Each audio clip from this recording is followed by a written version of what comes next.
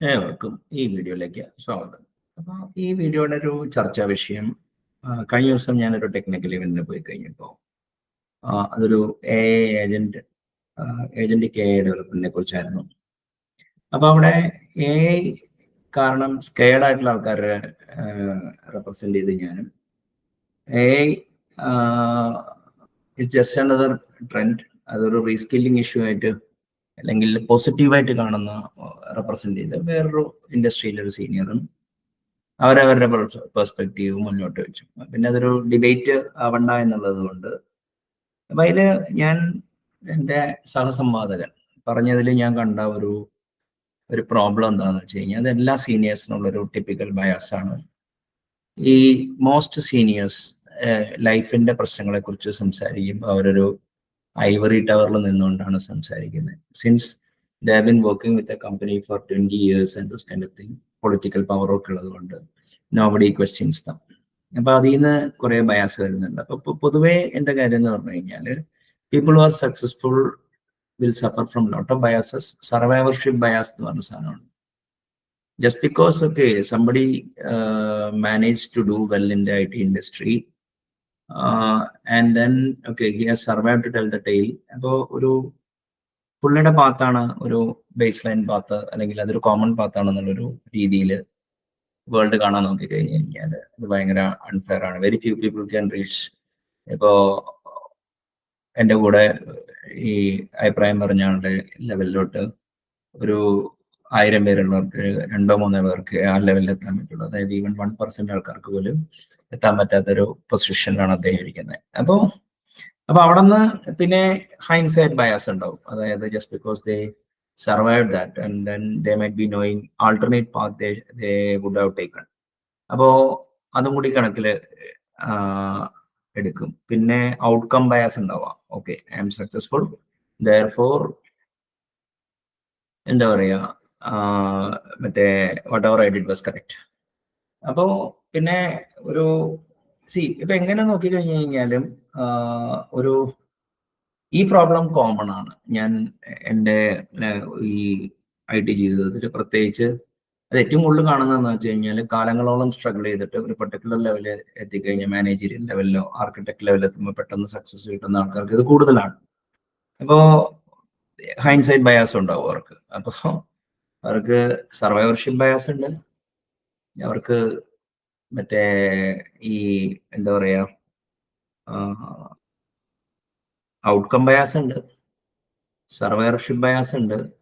And since they have reached a stage over a long period of time, അവർ വിചാരിക്കുന്ന അടുത്ത തലമുറയ്ക്ക് അത്രയും തന്നെ സമയം കിട്ടും എന്നുള്ളതാണ്. പക്ഷേ അങ്ങനെയല്ല കാര്യങ്ങളുടെ പോക്ക്. അപ്പൊ അവിടെ 2 കാര്യങ്ങളാണ് ഞാൻ നോട്ട് ചെയ്തത്.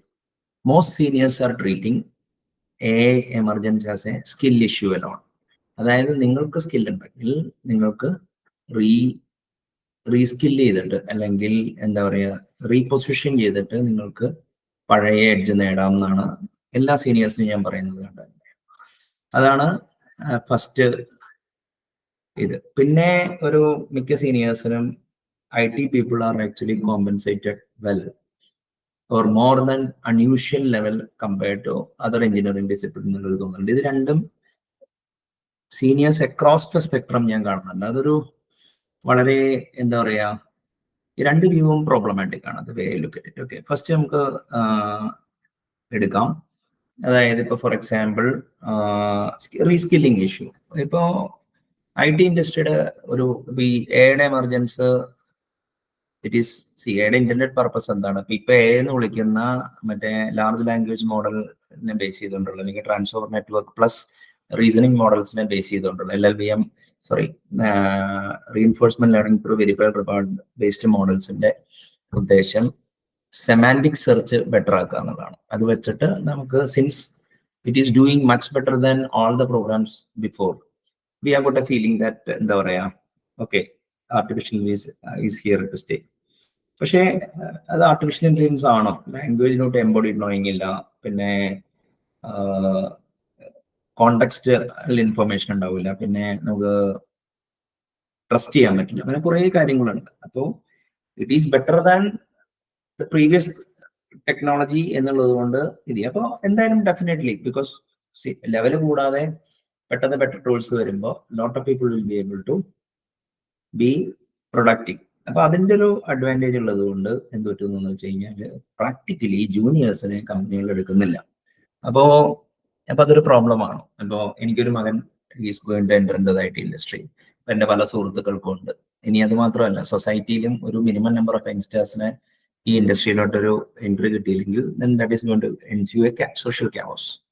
അപ്പോ ഈ കോർണർ കേസ് ജോബ്സ് ഇല്ലാണ്ടാവുകയും മിക്ക കമ്പനീസും എന്താ കാര്യം, ഈ ഡിസിഷൻ എടുക്കുന്നവർ തന്നെ അവർക്കറിയാം, അവർ തന്നെ ഇപ്പോൾ സത്യാനന്ദലെന്ന് ഉറങ്ങാറില്ലെന്ന് പറയണേ എങ്ങനെയാണ് ഈസ് ഗോയിങ് ടു അഫക്ട് എന്നുള്ളത്. അപ്പോൾ ഈ മിക്ക സീനിയേഴ്സ് അവരെ പ്രൊട്ടക്ട് ചെയ്യാൻ വേണ്ടി കുറെ പോളിസി ഉണ്ടാക്കുമ്പോൾ അതിൽ ലോട്ട് ഓഫ് ഈ ഓൾഡ് ബോയ്സ് നെറ്റ്വർക്കിലുള്ളവരും കമ്പനിയിലുള്ളവരും they are reskilling themselves and they are able to do it. പക്ഷെ പുറത്തുനിന്ന് ഒരാൾക്ക് അതിലോട്ടൊരു എൻട്രി ഒരു യങ്സ്റ്ററിനെ കിട്ടുക എന്ന് പറഞ്ഞാൽ പ്രാക്ടിക്കലി ഇതാണ്. അപ്പോൾ ഇത് ക്രൂരാണെന്നേ പറയുള്ളൂ. അതായത് ഇതൊരു റീസ്കില്ലിംഗ് ഇഷ്യൂ ആയിട്ട് മാത്രം കാണുകയാണെങ്കിൽ. ഇനിയിപ്പോ ഇതിനു മുമ്പ് പണ്ട് ഒരു സ്ലൈഡിൽ ഞാൻ പറയുന്നത് smart people do machine learning, I am doing machine learning therefore I am smart. അതൊരു അഫേമിംഗ് ദ കോൺസിക്വന്റ് എന്നുള്ള ഒരു ന്യായവൈകല്യമാണെന്ന് പറയുമായിരിക്കും. പക്ഷേ ഇതിപ്പോ ഇവിടെ അപ്പൊ അന്ന് ശത്രുഘ്നയുടെ ഡയലോഗ് ഉണ്ട്. അതായത് ഞാൻ പലപ്പോഴും ബുദ്ധിമാൻ പൈസക്കാരനാണ് കണ്ടിട്ടുണ്ട്, പക്ഷെ ആദ്യമായിട്ടാണ് പൈസക്കാരൻ ബുദ്ധിമാനാണ്. പക്ഷെ വെൻ ബുദ്ധി or intelligence become A commodity, അപ്പൊ അങ്ങനെ വരുമ്പോ ആരുടെയിലാണോ ബെറ്റർ പൈസകളെ കീഴില ബെറ്റർ ആയി.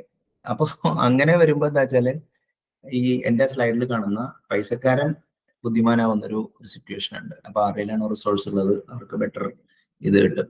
അപ്പോ അതൊരു ഇപ്പോഴത്തെ IT ഇൻഡസ്ട്രിയുടെ ഒരു സ്റ്റാറ്റസ് കോച്ചാ പറയുന്നത്. ഈ അൺലസ് ഒരു particular critical mass of youngsters ഈ ഇൻഡസ്ട്രിയിലോട്ട് വന്നില്ലെങ്കിൽ ഇതാണ് ഫസ്റ്റ് ബയാസ്. അപ്പൊ ഒരു റീസ്കില്ലിംഗ് ഇഷ്യൂ മാത്രമല്ല, അതായത് പുതിയ യങ്സ്റ്റേഴ്സിന് സ്പേസ് ഉണ്ടാക്കി AI-യുടെ പോസിറ്റീവ് ബെനിഫിറ്റ് എന്താണ് ഉള്ളത് എന്നുള്ളതൊക്കെ പോയി നോക്കണം. Agents I don't think that it is going to scale beyond a certain point. കാരണം ഏജൻസിന്റെ പ്രോബ്ലം എന്താണെന്ന് വെച്ചാൽ it has to see you can build an agent, പക്ഷെ പലപ്പോഴും അത് ക്രോസ് ഡിവിഷണൽ ബൗണ്ടറി ഒന്നും അത് മെയിൻറ്റെയിൻ ചെയ്യണമെന്നില്ല. അപ്പോൾ കോൺവേസ് ലോ ഉള്ളത് കൊണ്ട് agents will take ages to develop, and even if you develop, even if there's any small change in the environment or change in the version of the model, or if you change the model itself, then it is going to be very അപ്പോൾ അതാണ് first problem. ഇനിയിപ്പോൾ നമുക്ക് compensation for civil എഞ്ചിനീയേഴ്സും ഇത് എടുക്കുക.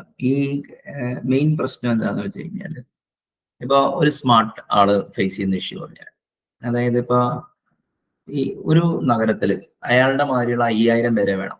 അയാൾ ഏതെങ്കിലും ഒരു കമ്പനിയിൽ അറ്റാച്ച്ഡ് ആയിരിക്കും, അല്ലെങ്കിൽ വല്ല ബാംഗ്ലൂർ ആയിരിക്കും. ബാക്കി 4900, ഇനി അയാൾ ഉണ്ടെങ്കിൽ തന്നെ 4999 വരെ എങ്ങനെ ഉണ്ടാക്കും? അപ്പൊ റോട്ടിൽ കാണുന്നതിനൊക്കെ ഈ ട്രേറ്റിലുള്ള ഒരാളാന്ന് പറഞ്ഞിട്ട് അവർ പ്ലേസ് ചെയ്ത് ട്രെയിൻ ചെയ്തെടുക്കും.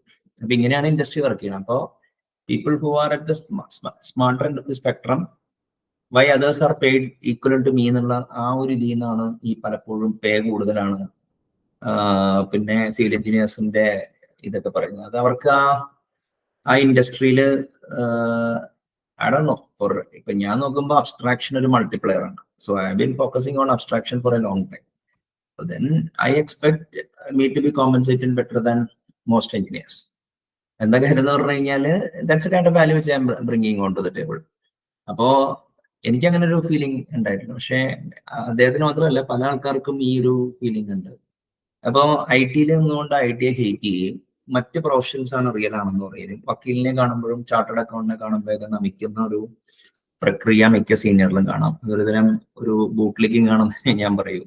അപ്പോൾ ഫസ്റ്റ് തന്നെ if you are not proud about this particular profession, then why are staying here. അപ്പോൾ ഈ പൈസ കുറ്റം പറയുന്നവർ പോലും പൈസയ്ക്ക് വേണ്ടിയായിരിക്കും എന്നാണ് ഞാൻ വിചാരിക്കുന്നത്. ഇതിപ്പോ ഈ സീനിയേഴ്സ് ഒരിക്കലും അവർക്ക് വന്ന വഴികളോ, ഇപ്പോൾ ഞാൻ ഈ ഇടയ്ക്ക് വേറൊരു സീനിയറിന്റെ കാര്യം, അവർ 10-20 കൊല്ലം കൊണ്ടാണ് സ്കെയിൽ ചെയ്തത്. അപ്പോൾ അവർക്ക് റിപ്പോർട്ട് ചെയ്യുന്ന ഒരു ജൂനിയറിന് പെട്ടെന്ന് പ്രൊമിനൻസ് കിട്ടണമെമ്പോൾ അവർക്ക് പിടിക്കുന്നില്ല. അപ്പോൾ അവര് പറഞ്ഞു വെച്ചാല് ഈ അവർക്ക് കിട്ടിയ അതേ ടൈം അടുത്ത തലമുറയിലെ ആൾക്കാർക്ക് കിട്ടുന്നുണ്ട്. ഇൻ 20 years ടൈം എന്തായിരിക്കും നമ്മുടെ സോഷ്യൽ സ്ട്രക്ചർ, എങ്ങനെയായിരിക്കും എക്കണോമിക് സിറ്റുവേഷൻ, എങ്ങനെയായിരിക്കും വേൾഡ് സ്ട്രക്ചർ എന്നുള്ളത് ഈവൻ എക്കണോമിക് പണ്ഡിറ്റ്സിന് പോലും പറയാൻ പറ്റില്ല. അപ്പൊ അവരുടെ പ്രോബ്ലം വേറെയാണ്. അപ്പൊ അതായത് ഇപ്പോ ഇനിയിപ്പോ ജോലി എടുത്ത് ക്യാപിറ്റൽ അസറ്റ്സ് ഉണ്ടാക്കാൻ പറ്റില്ല എന്നൊരു സ്ഥിതിവിശേഷം വരുന്നുണ്ട്. അപ്പോൾ ലൈഫ് ലോങ് റെന്റലിൽ കഴിയുന്നുണ്ട്. അപ്പോൾ പുതിയ പിള്ളേർക്ക് ജെൻസി അവര് ഭയങ്കര ഒപ്പീനിയൻ ഉള്ളവരാണെന്നൊക്കെ പറയണത് ഇറ്റ്സ് നോട്ട് കറക്റ്റ്. ആൻഡ് അവർക്ക് ഡിസൊല്യൂഷൻമെന്റ് ഉണ്ടാവുള്ളൂ. It was lucky that people of my generation got time. പിന്നെ അതുകൊണ്ട് അത് നമ്മളൊരിക്കലും ഔട്ട്കം ബയാസോ നമ്മുടെ സർവേർഷിപ്പ് ബയാസോ ഹൈൻസൈഡ് ബയാസോ ഒന്നും നമ്മൾ അടുത്ത തലമുറയിലേക്ക് ഇടുന്നത് ഇത്ര ക്രൂരതയാണ്. അപ്പോൾ if you R A senior, ഈ നിങ്ങൾക്കുണ്ടായ അതേ പാതത്താണ് പുതിയ തലമുറയ്ക്കുള്ളതെന്ന് വിചാരിക്കരുത്.